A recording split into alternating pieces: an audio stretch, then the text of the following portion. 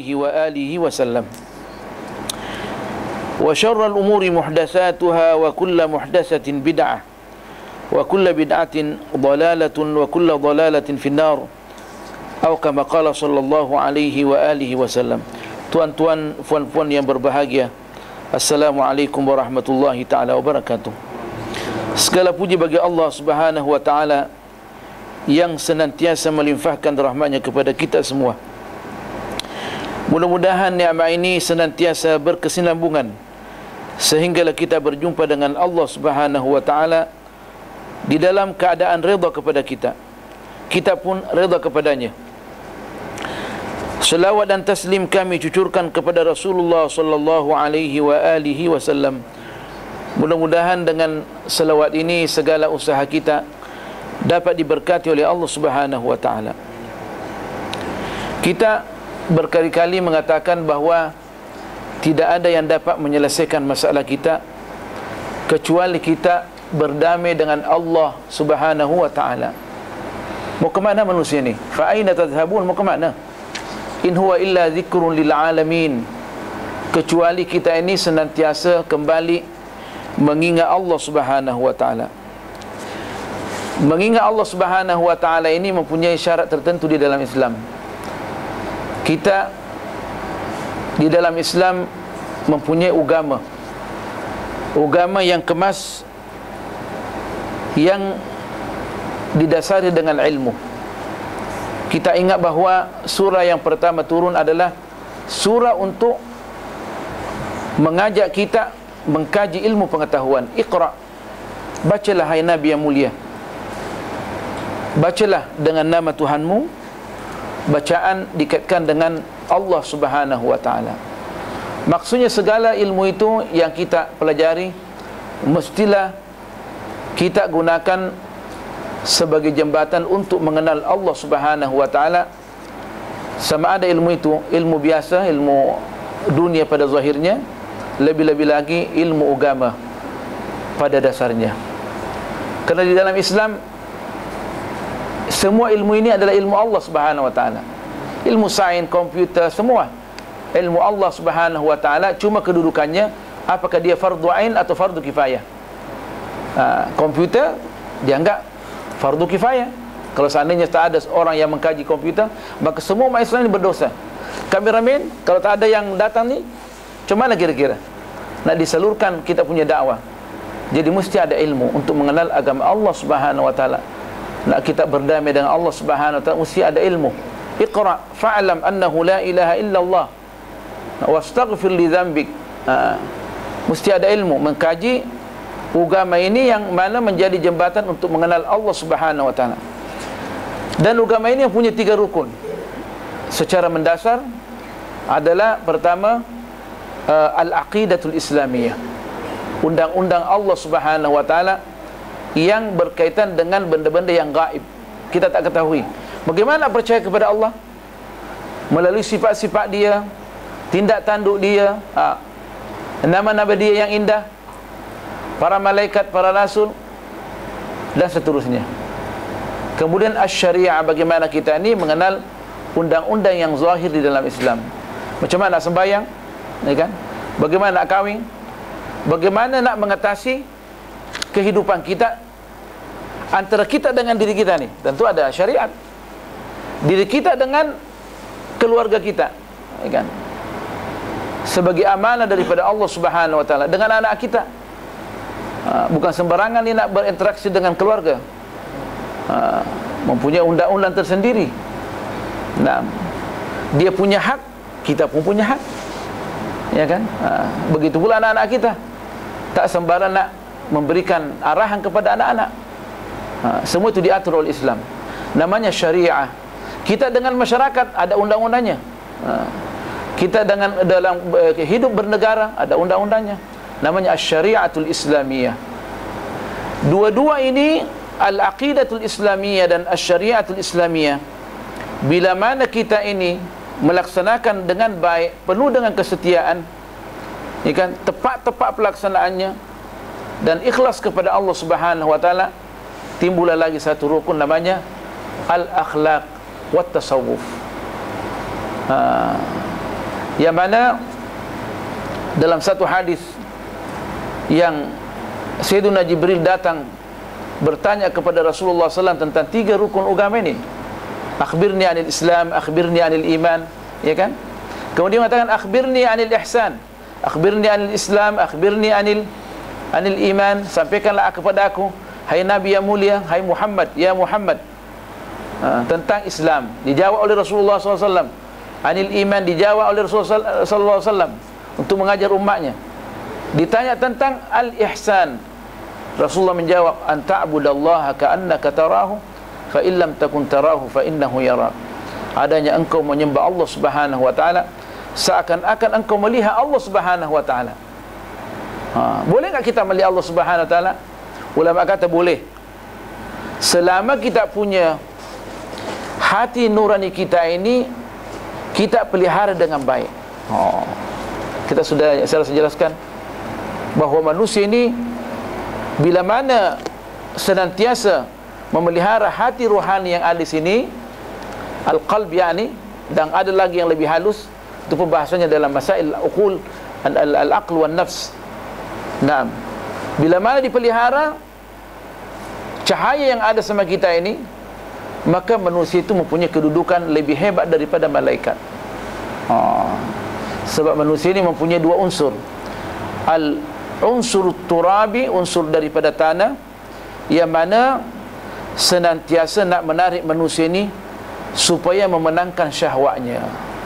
Kalau manusia memenangkan syahwatnya, berarti derajanya sama dengan binatang. Kal an'ami bal hum adall, sama dengan binatang atau lebih rendah daripada binatang. Sebab ikut syahwat dia. Makan terus, nak makan terus, ya kan? Nak tengok maksiat terus, ikut sama binatang lah. Nah, tetapi bila mana dia boleh memenangkan dia punya hati nurani dia, maka dia lebih hebat daripada malaikat.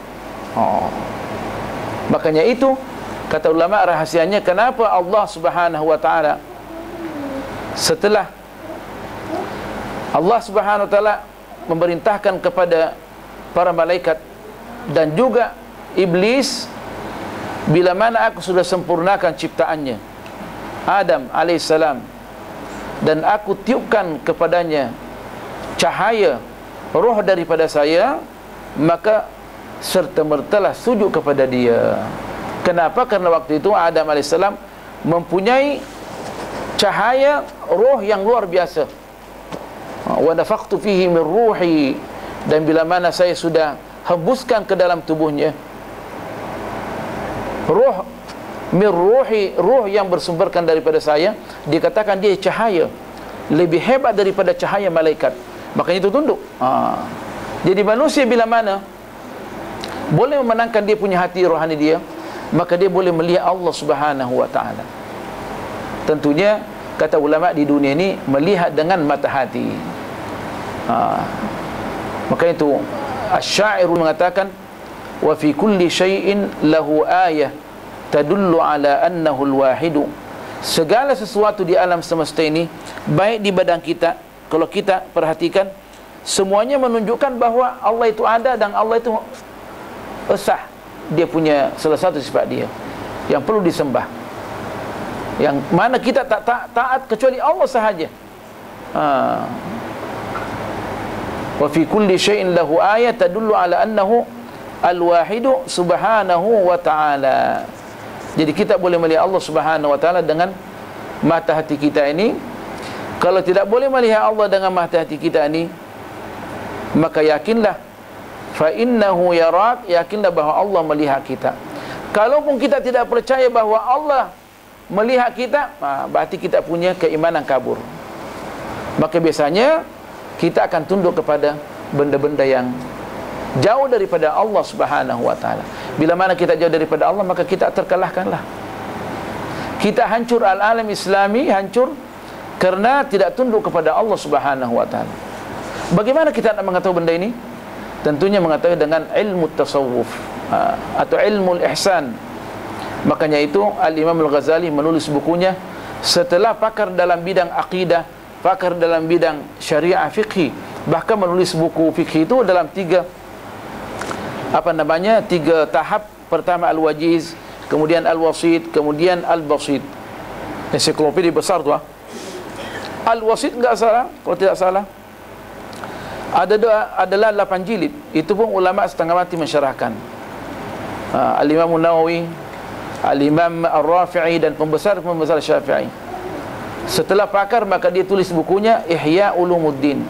Tidak ada orang yang membaca Ihya Ulumuddin yang merupakan sumber tasawuf dalam Ahlus Sunnah wal Jamaah, melainkan dia akan kemas akidah dia, akan melihat dunia ini kecil, bahawa dunia ini sebagaimana yang diberitahukan oleh Rasulullah sallallahu alaihi wasallam, ad-dunya la tusawi janaha ba'udah. Dunia ini bila mana dibandingkan dengan akhirat, maka sayapnya nyamuk pun lebih hebat daripada dunia ini. Apa sebabnya? Karena dunia ini halaluha hisabun wa haramuha azabun. Halal yang kita perolehi adalah akan dipertanggungjawabkan di sisi Allah Subhanahu wa taala. Yang haram memanglah azab daripada Allah Subhanahu wa taala. So kita akan ditanya dari mana harta yang kita perolehi dan ke mana kita nafkahkan. Kemungkinan orang mengatakan, nah itu kan saya dengan otot-otot saya peroleh kan, kerana saya pandai kan, saya boleh jadi engineer, saya boleh jadi PhD, sampai saya mendapat gaji tinggi. Itu semua saya tak boleh. Sebab manusia diciptakan di dunia ini supaya untuk menjadi hamba yang setia. Wa ma khalaqtul jinna wal insa illa liya'budun. Jadi Ihya Ulumuddin ini paling bagus kita baca, makanya kita baca di Unisa. Kemudian disimpulkan oleh Imam Ghazali dalam satu jilid namanya Minhajul Abidin. Banyak orang Malaysia, orang Indonesia yang terjemahkan kita ini. Di antaranya saya tengok di Terengganu, namanya Engku Ali Al-Idrus yang tulis kita ni, yang terjemahkan. Kemudian Al-Imam Ghazali pada suatu waktu murid dia yang lama belajar sama dia melihat bahawa dia nak mempunyai satu lembaran kecil supaya dijadikan pedoman dalam mempelajari tasawuf, supaya hatinya senantiasa bergantung kepada Allah Subhanahu wa taala. Maka ditulislah satu kitab lagi namanya Ayyuhal Walad, kesimpulan daripada Minhajul Abidin. Ini dia yang saya bawa ni. Panjangnya cerita, baru kasih lihat ini dia. Saya sebenarnya mengikut kita punya Tuan Haji minta supaya membaca Bidayatul Hidayah. Kitab ini dia sebenarnya hanya jawaban daripada permintaan murid dia. Sebaiknya kita untuk berkat kita baca daripada awal, dan saya ambil kesimpulan. Saya bacakan. Pertama dikatakan alhamdulillahi rabbil alamin wal aqibatu lil muttaqin wassalatu wassalamu ala nabiyhi Muhammadin wa alihi ajma'in. Biar orang dengar juga boleh dia punya dhab, dia punya kalimat. Dikatakan i'lam anna wahidan min talabatil mutaqaddimin lazama khidmat asy-syekh al-imam. Ini dia punya riwayat ni, cerita dia ni. Dia katanya sudah lama dia belajar sama syekh ni.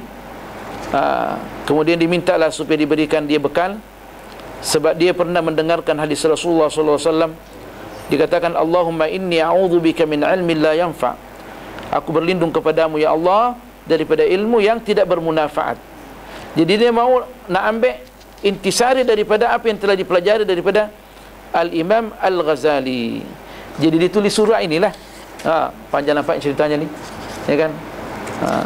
Maka jawaban Al-Imam Ghazali ya, dari pertama ni halaman 6 ni. Kitab ni dicetak di Darussalam di Mesir. Dia kata i'lam ayyuhal walad al-muhibbu atalallahu ta'ala baqa'ak bi ta'atih. Ketahuilah hai anakku. Biasanya orang alim ni mengatakan kepada murid-murid dia anakku, ya waladi, atau mengatakan ayyuhal walad, ya kan? Tapi saya tak kasih mengatakan kepada kita ayyuhal walad, sedangkan kita sama umur semua, ya kan? Meskipun saya sudah 51 ni. Jadi kawan-kawan kita lah, ahibai. Ayyuhal walad. Bukan saya bilang tu, Al-Imam Ghazali bilang ni. Hai anakku, ya kan? Al-muhib, yang senantiasa mencintai saya.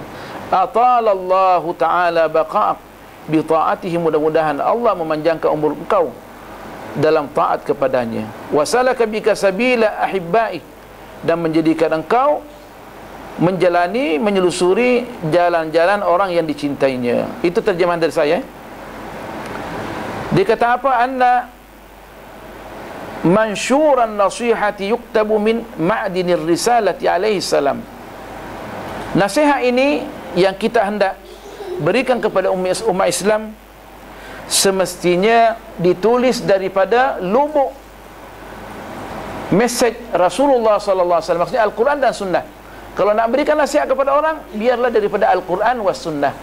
Ini menunjukkan apa yang kita baca ini daripada Al-Quran was Sunnah, bukan bid'ah, daripada Al-Quran was Sunnah. Kerana al-aqidah wa asy-syari'ah wa tasawuf itu semuanya daripada Al-Quran was Sunnah, yang sebagaimana apa yang dipahami oleh ulama. Nah, jadi nanti bilang ini ustaz ni mengajar tasawuf ni bid'ah, ni bukan. Ini semuanya daripada Al-Quran was Sunnah. In kana qad balaghaka minhu nasihatun fa ayyu hajatan laka fi nasihati. Kan sudah lama dah belajar sama saya, untuk apa lagi saya ajar, ya kan? Berapa lama belajar sama saya, ini minta lagi diberikan jawaban ni. Sudah baca Ihya Ulumuddin, sudah baca macam-macam, kita sudah dibaca, untuk apa lagi baca diberikan nasihat? Dia nak minta supaya Al-Imam Ghazali memberikan nasihat langsung daripada lubuk hati dia, pengalaman dia. Wa illam yabluka minhu faqulli madha hassalta fi hadhihi as-sinin al-madiyah. Kalau tak sampai lagi nasihat saya ini, coba katakan kepada saya, umur yang dibuang tu berapa banyak, berapa lama duduk dengan saya, kamu ambil faedah apa daripada saya, ya kan? Itu sebagai orang tua dia punya nasihat. Tapi saya tak mengatakan demikian. Ayyuhal walad, min jumlati ma nasaha bihi Rasulullah sallallahu alaihi wasallam ummatahu qauluhu alamatu i'radillahi ta'ala 'anil 'abdi ishtighaluhu bima la ya'nihi. Allah. Di antara nasihat Rasulullah sallallahu alaihi wasallam yang diberikan kepada umatnya, sabda Rasulullah sallallahu alaihi wasallam, tanda-tanda orang itu Allah jauh daripada dia. I'radullahi ta'ala 'anil 'abdi.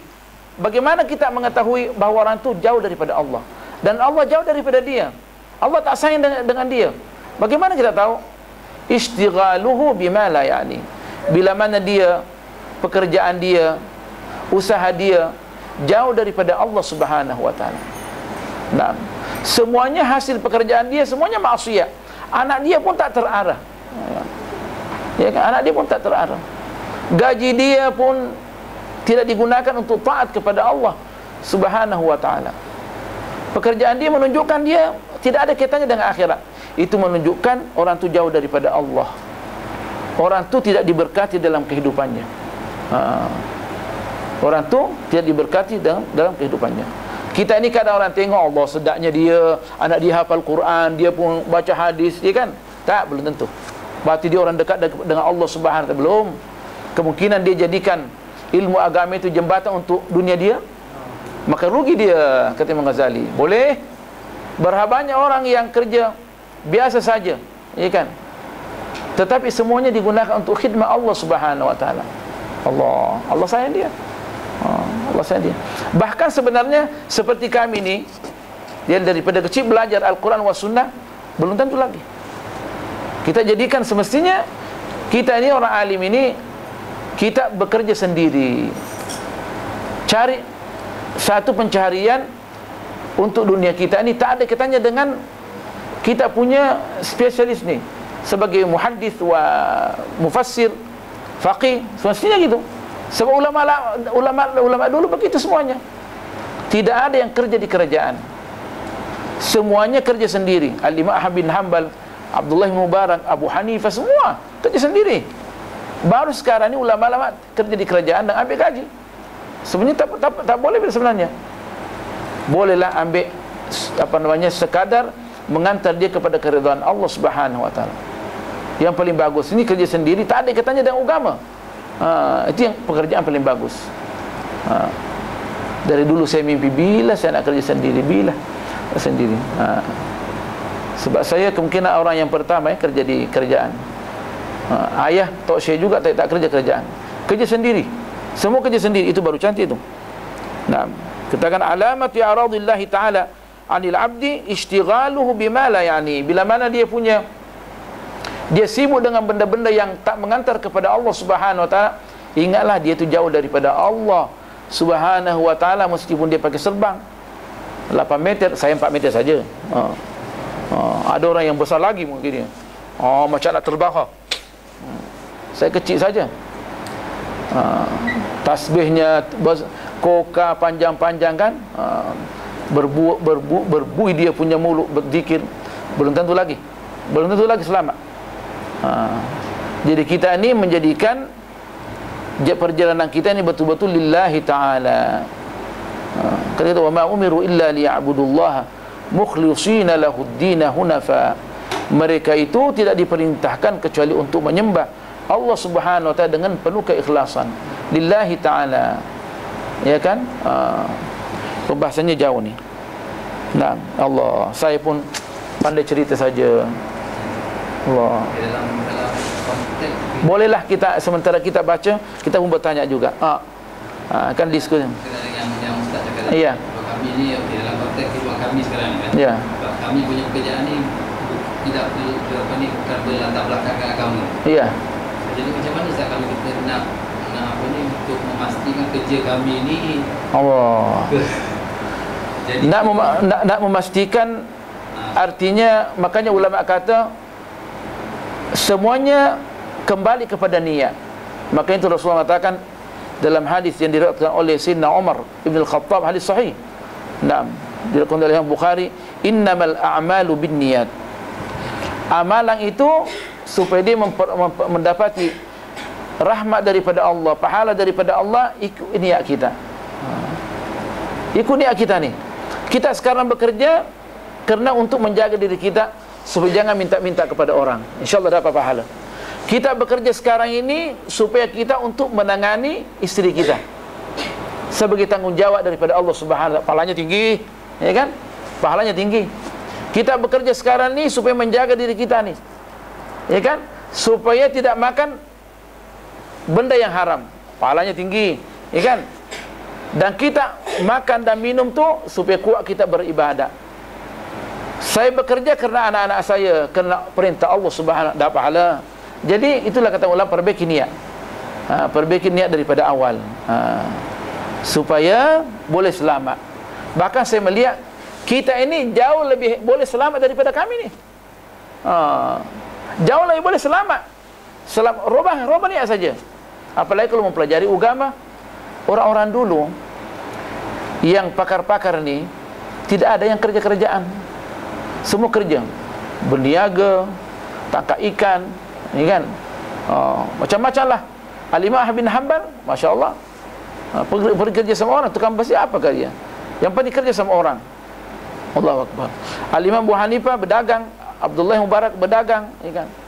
Jadi pekerjaan seperti kita ni, komputer apa segala, itu jauh lebih bagus. Di samping itu kita mengkaji agama, dan boleh lebih cepat masuk dalam hati ni.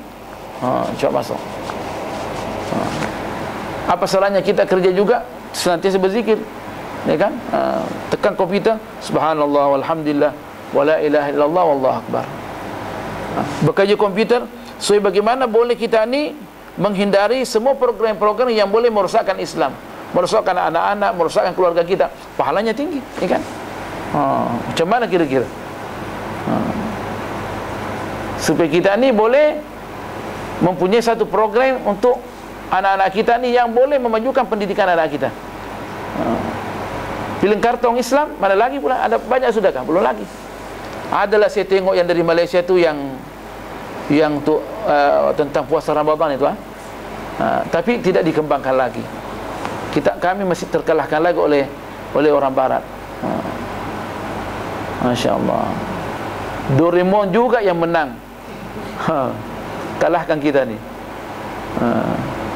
Kalau kita sudah boleh bikin satu film kartun macam Doraemon tu untuk anak-anak kita, ya kan?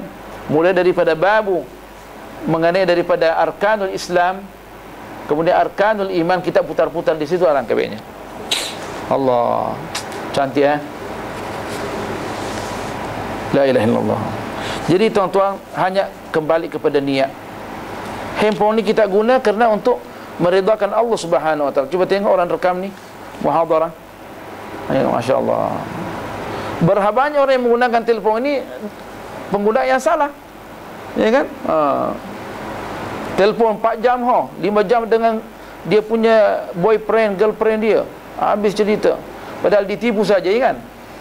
Dijanji dia, janji kosong. Digunakan telefon ni bukan pada tempatnya. Tengok benda-benda yang tak bagus. Tapi coba kita apa namanya, tengok pidato-pidato yang sedap, ceramah sedap melalui YouTube ke apa ke, kan? Luar biasa. Jadi semuanya kembali kepada niat. Nah, niatlah yang mempunyai peranan besar menjadikan benda itu mubah, sehingga daripada ada menjadi ibadah, ada kebiasaan menjadi ibadah.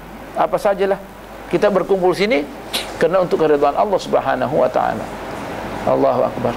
Semua langkah-langkah kita menghapuskan dosa kita dan mengangkat darjah kita dan menggandakan pahala kita. Nah, kita bertemu ini untuk apa? Untuk Allah, karena Allah Subhanahu wa taala. Maka sah kata ulama, rubba ma'rifati lahzatin tunqiduna minan nar. Kemungkinan perkenalan kita yang sedetik itu boleh menyelamatkan kita daripada api neraka, kerana kita datang sini untuk mengkaji ilmu Islam supaya Allah redha dengan kita.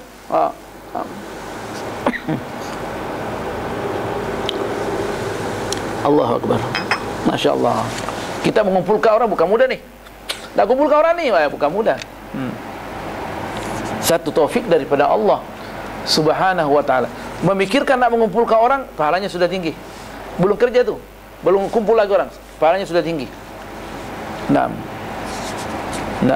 Tak jadi kumpulkan orang, sudah berniat, sama pahalanya sudah.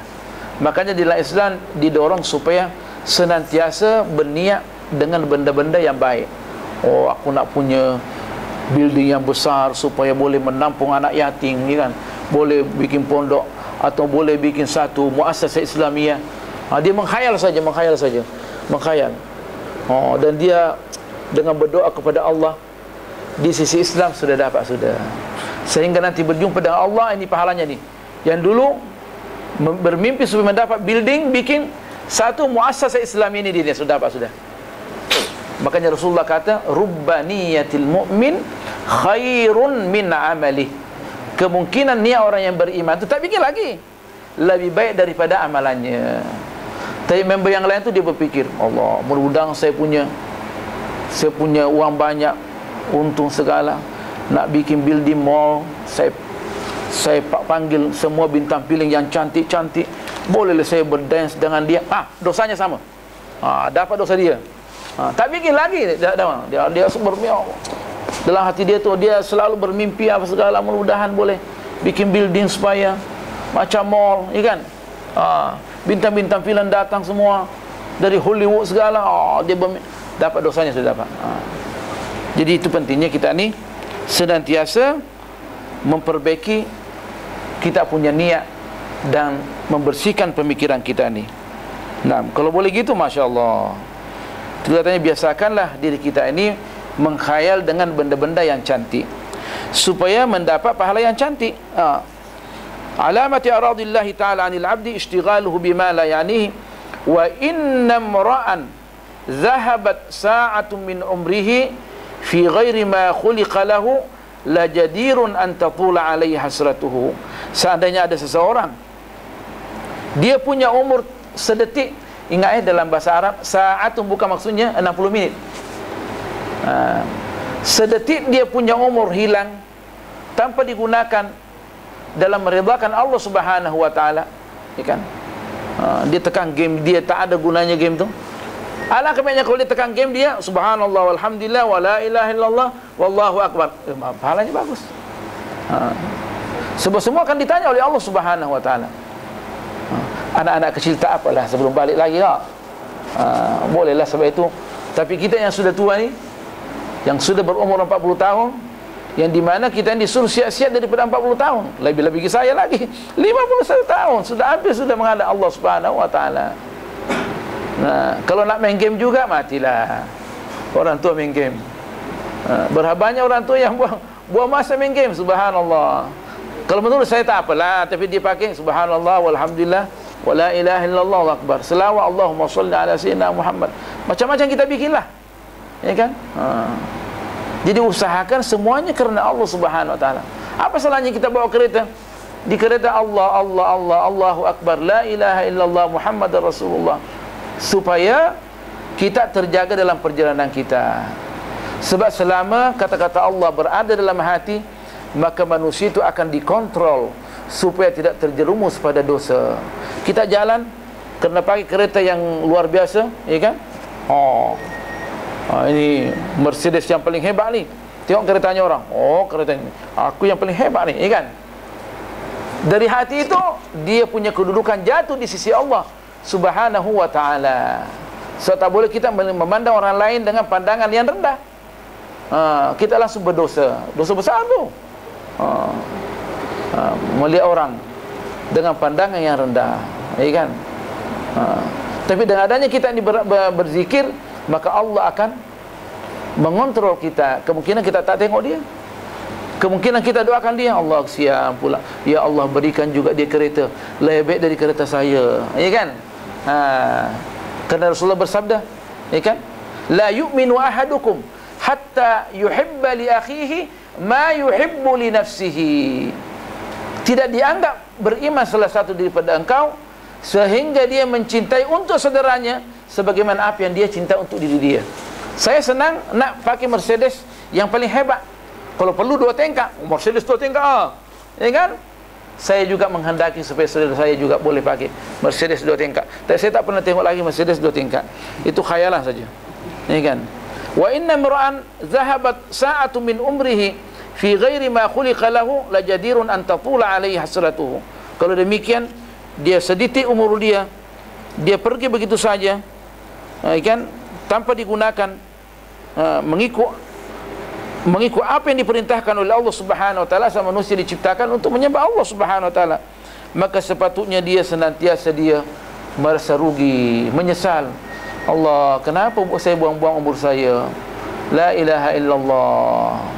So itu dosa kan, membuang umur ni tanpa munafaat. Kalau Rasulullah sallallahu alaihi wasallam menganggap dirinya demikian, dia sallallahu alaihi wasallam beristighfar 70 kali paling kurang.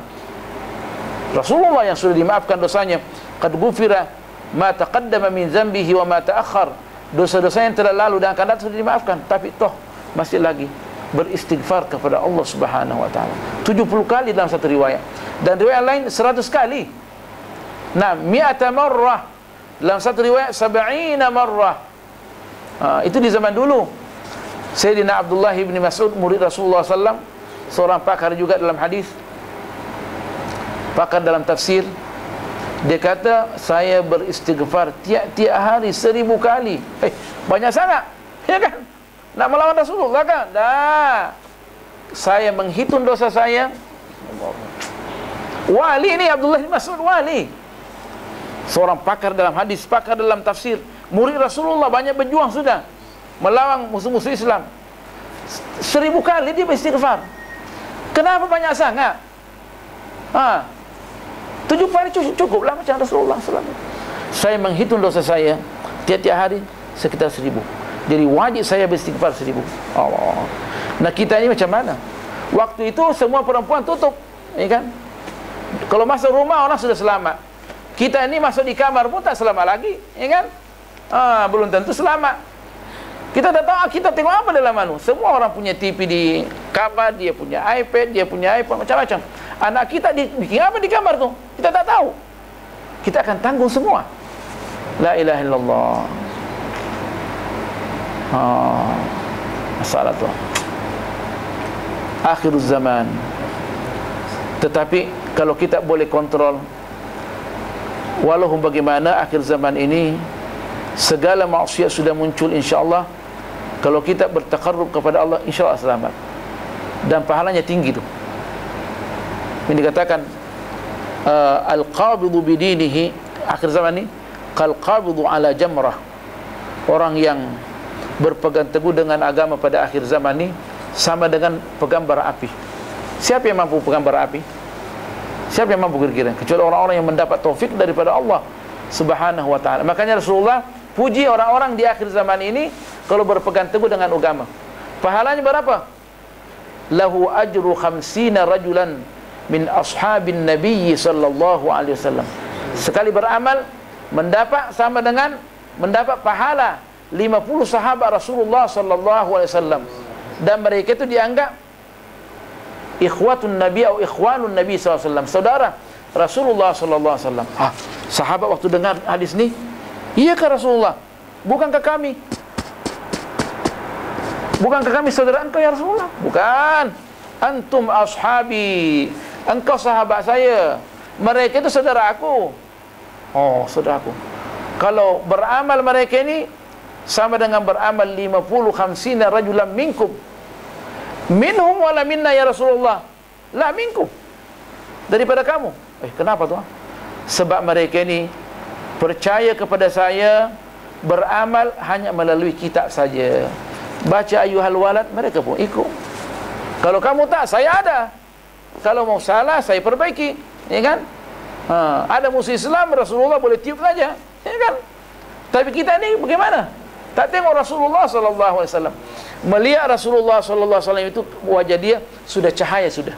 Orang tengok Rasulullah langsung beriman. Kuat iman sudah. Allah, melihat Rasulullah. Tahu melihat Rasulullah, lihat sahabat saja. Ini melihat Rasulullah. Engkau, saya ada di hadapan engkau. Mau apa lagi? Untuk ashabi. Jadi kalau kita insya-Allah memang beratlah. Memang berat, Allahu Akbar. Beratnya seperti apa? Kita nak beramal, kalau kita tak mendapat isteri yang sesuai dengan kita, mampus kita. Isteri nak beramal, mempunyai suami yang tak seiring dengan dia, pun tak boleh juga. Itu perlunya kita ni mencari pasangan yang mengajak kita kepada keridhaan Allah Subhanahu wa taala. Sekurang-kurangnya kita, itulah pentingnya ada namanya al-usrah. Ini namanya usrah. Pengajian ini sebenarnya semestinya mesti tiap-tiap hari. Mesti tiap-tiap hari. Nah, cukuplah sekali sebulan. Tak apa, kita sudah sembahyang, baca kita apa saja. Sebab ini sudah terjemahkan ni. Baca dengan anak-anak. Itulah yang apa namanya, yang menguatkan kita punya perasaan rohani kita ni. Saling menasihati. Isteri menasihati suami, suami menasihati isteri, ya kan? Nah, saling menasihati supaya selamat. Nah, selamat. Anak-anak menasihati kita. Nah, mesti kita terbuka. Sayyidina Umar radhiyallahu anhu bila mana ditegur oleh anaknya Abdullah bin Umar, seorang pakar, maka dia gembira. Kalau kita ini sorry lah, ya kan? Sedap tu kalau kita terima dari anak-anak kita. Saya pun banyak dinasihati oleh anak-anak. Kadang nonton TV dia kadang tegur tu. Anak saya Usami sering tegur saya. Sementara nonton TV ada siaran iklan tu. Dia kalau biasanya anak-anak ini kecil ni ada siaran iklan, semua tunduk. Saya pun tengok juga, tengok. Ada perempuan tak pakai kudung, dia tengok kat saya, sini tengok tu, haram kan? Macam mana pula? Hendak kita sekarang sementara nak menunggu program lain, ya kan? Tapi tengok juga katanya. Saya tidak tengok, saya nak program lainnya tu, baik kan? Kalau orang tua di tempat saya di sudah tampar sudah itu. Tapi kita membukakan peluang kepada anak-anak, biar anak-anak pandai mengeritik pada tempatnya dan pandai memberikan nasihat kepada kita. Biar dia kesalahan untuk kebaikan kita, untuk kebaikan kita, dan berani, biar suruh berani menasihati supaya nanti kalau besar boleh menasihati ummah. Kalau mati dalam menasihati, mati syahid, sayyidus syuhada. Kalau seandainya menasihati orang, seandainya menasihati orang-orang yang melanggar peraturan Allah dan dia terbunuh, mati syahid, sayyidus syuhada. Dia minta. Sekarang kita mati syahid takut, semuanya takut mati syahid. Pada itulah jalan yang paling bagus, mati syahid. Semua orang dulu minta mati syahid. Ini nanti kita akan bahas tentang bagaimana kita sampai boleh mendapat tingkatan asy-syahadah. Jadi kita kembali bahawa orang yang satu detik umurnya hilang tanpa digunakan untuk meridhakan Allah Subhanahu wa taala, sebaiknya orang tu senantiasa menyesal. Menyesal terus. Menyesal kenapa tidak digunakan umurnya untuk kebaikan. Nah, Sayyidina Umar kan pernah ceritanya, dia sibuk dengan kebun dia sehingga tak sembahyang jemaah dengan Rasulullah sallallahu alaihi wasallam. Allah, ruginya lah dia. Dikata terpaksa dimatakan, saya punya kebun untuk Baitul Mal, untuk dijadikan sebagai keuangan negara. Kebun dia tu berapa kira-kira tu? Oh, kebun dia besar. Kebun dia adalah diserang kepada negara Islam untuk menjadi keuangan negara. Allah. Kenapa? Sebab melalaikan dia sembahyang jamaah sekali saja dengan Rasulullah sallallahu alaihi wasallam. Dan kita ini berapa banyak sudah sembahyang jamaah tinggal. Di mana pahalanya? Berapa tu kira-kira? 25 darajah. Dalam riwayat lain 27 darajah. Dalam riwayat lain 20 darajah. Bid'an itu daripada 23 sampai 29. Allah. Tentunya ini boleh digandakan lagi menjadi 70, 700, ya kan? Mengikut dia masing-masing. Karena di dalam Islam ini angka yang ada itu hanya menunjukkan banyak saja. Sebab Allah boleh mengatakan 70, 7 juta, ya kan? Tapi dia, Islam ini, Al-Quran dan As-Sunnah memberikan perumpamaan mengikut kadar pencapaian masyarakat pada waktu itu. Kesebutkan 70 marrah, 70 kali mengikut pencapaian dia. Karena di akhirat apa saja yang kita mau, selama ya mudah-mudahan kita selamat, apa saja kita mau semua Allah layani. Subhanallah. Anak saya bilang, boleh ada game tak? Haidar yang kecil itu, di syurga ada game? Ada. Saat dia berfirman, fiha ma tashtahihil anfus wa talazzul a'yun, terdapat di dalamnya apa yang dikehendaki oleh hati dan dipandang enak sedap oleh mata. Apa saja. Di akhir apa saja kita semua ada. Nah, mau anak terus ada anak. Langsung ada. Subhanallah. Insyaallah. Mudah-mudahan selamat. Itu kata Rasulullah SAW, ala innal aisha wa aishul akhirah. Bukan kehidupan yang sebenarnya itu, kehidupan yang sebenarnya hanya di akhirat saja. Di dunia bukan. Di dunia semuanya penuh dengan tipuan. Kata Rasulullah sallallahu alaihi wasallam, mungkin saya akan akhiri dengan hadis ini, wa man jawazal arba'ina, barang siapa yang sudah limpas umurnya 40 tahun. Saya 51 sudah. Dekat sudah. Walam yaglib khairuhu syarrahu, kebaikan dia tidak mengalahkan kejahatan dia. Mesti katanya lebih. Jangan sampai 50-50. Itu berat tu, dipertimbangkan nanti. Macam mana kira-kira? Usahakan lebih. Makanya ulama kata, kalau berbuat kesalahan, usahakan berbuat kebaikan terus. Hapuskan dan lebihkan lagi. Ya kan? Mengumpat cerita orang, terus istighfar dan doakan dia. Ya Allah, berkati kehidupan dia, maafkan dosa dia, perbaiki keluarga dia, supaya kita pun dapat juga dan dimaafkan dosa-dosa kita. Ya. Apalagi kita kalau sudah berkumpul ni, cerita bukan kerana ilmu atau Islam, agama, memanglah biasanya itu mengumpat, ya kan? Biasanya mengumpat. Tak terkira dia orang alim ke atau bukan orang alim ke, sama saja semua. Selama dia tidak bercerita tentang ilmu. Kalau dia bercerita bukan kerana ilmu atau keimanan, memang akan mengumpat. Itu. Makanya disuruh jauh-jauh. Makanya manhajnya Imam Ghazali jauh, cepat jauh-jauh. Sangat berbahaya dan dia dianggap dosa besar sebenarnya. Nah, wa man jawazal arba'ina wa lam yaglib khairuhu syarrah falyatajahhaz ilan nari. Bila mana sudah melimpas 40 tahun dan dia punya kebaikan tidak mengalahkan kejahatan dia, maka bersiap-siaplah ke api neraka. Wal'iyadu billah. Itu katanya orang ni semestinya 40 tahun sudah sia-sia, senantiasa berbuat amal baik. Apa saja perlu kita amalkan ni, tolong orang, usahakan. Tapi tidak ada kala seperti mana majlis yang kita adakan ni. Tak ada yang kala. Majlisun la yashqa fihi jalisuhum, majlis di mana orang yang ada di sini tidak akan mungkin sengsara, akan semuanya bahagia. Hatta orang yang datang tidak bermaksudkan untuk mendengarkan ilmu, tak hatta. Dia datang saja jalan, nak ziarah kemudian datang tu, kan?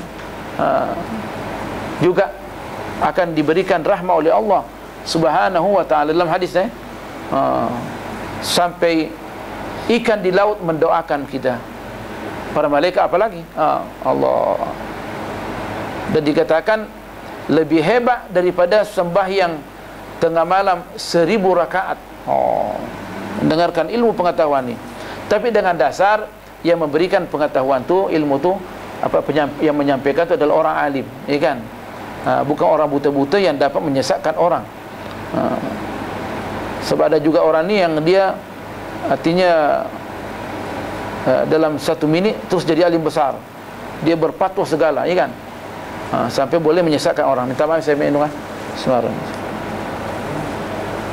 Cukuplah apa yang kami sampaikan. Kita baca hari ini berapa ya? 1 lembar setengah, 1 lembar 1/4, ya kan? Bolehlah tu, kan? InsyaAllah. Kalau sudah boleh tambah ni, Allahu Akbar. Boleh saya talak ya? Subhanakallah bihamdik, nashhadu an la ilaha illa ant, nastaghfiruka wa natubu ilaik. Bismillahirrahmanirrahim. Wal 'asr innal insana lafi khusr illa alladhina amanu wa 'amilus shalihat wa tawasaw bil haqqi wa tawasaw bis sabr. Bismillahirrahmanirrahim. Alhamdulillahi rabbil alamin, hamdan yuwafi ni'amahu wa yukafi'u mazidah. Ya Rabbana lakal hamdu kama yanbaghi li jalali wajhika wa li 'azimi sultanik. Subhanaka la nuhsi thana'an 'alaik anta kama asnaita 'ala nafsik. Falakal hamdu hatta tarda wa lakal hamdu idza radit wa lakal hamdu ba'da ar-ridha. Allahumma salli 'ala sayyidina Muhammadin salatan tamla'u khazain Allahi nura wa takunu lana walil mu'minina wal mu'minat wal muslimina wal muslimat farajan wa surura wa ala alihi haqqa qadrih wa miqdarihi al-azim. Allahumma inna nas'aluka bima'aqid al-'azz min arshik wa muntaha ar-rahmati min kitabik wa ismika al-a'zam wa jaddika al-a'la wa kalimatika at-tammah an tu'inana ala dhikrika wa syukrika wa husni ibadatik wa tuwaffiqana fi khidmati dinik wa ala'i kalimatik. A'tina afdala mimma tu'ti ibadaka as-salihin wa amitna ala dinika syuhada wa anta radin anna harrim wujuhana ala an-nar wa aminna min azabika yawma tab'atsu ibadak waj'alna min awliyaika wa ahli ta'atik birahmatika ya arhamar rahimin.